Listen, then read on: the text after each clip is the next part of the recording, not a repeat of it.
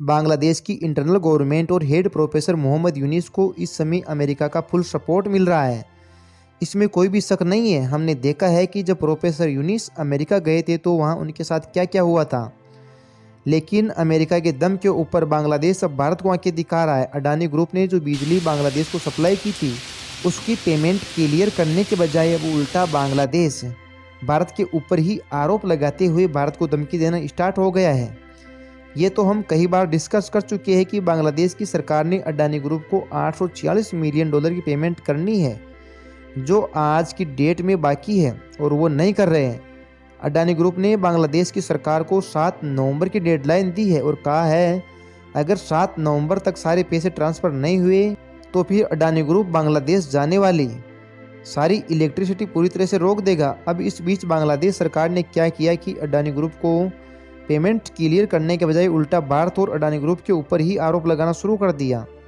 दरअसल शेख हसीना जाने के बाद जब professor Mohammad Yunus internal government के हेड बने तो उन्होंने शेख हसीना सरकार के समय जो भी डील्स बांग्लादेश और भारत के बीच साइन हुई थी उन सब का रिव्यू करने के आदेश दिए और इसके लिए बाकायदा उसने एक रिव्यू कमेटी का गठन भी किया, क्योंकि प्रोफेसर मोहम्मद यूनिस का मानना है कि शेख हसीना ने प्राइम मिनिस्टर रहते हुए जो डील्स और एग्रीमेंट भारत के साथ साइन किए तो बेसिकली पूरी तरह से बांग्लादेश के फेवर में नहीं है, उल्टा भारत के फेवर में है।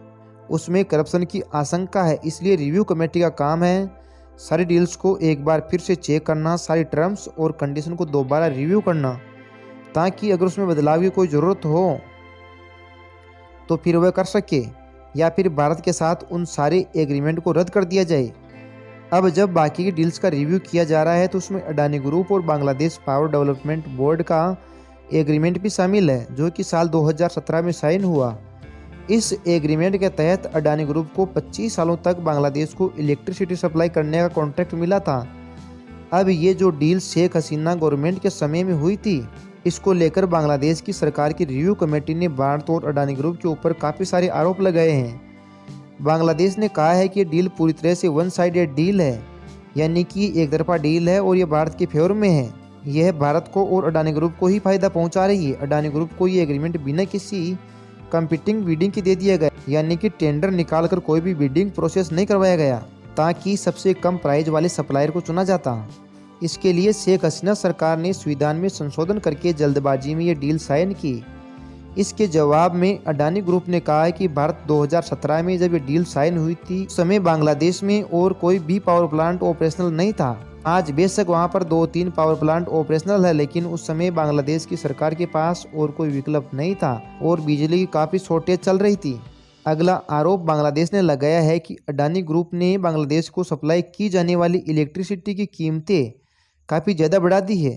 अडानी ग्रुप बाकी पावर कंपनीज के मुकाबले उनको कोल के लिए ज़्यादा चार्ज कर रहा है।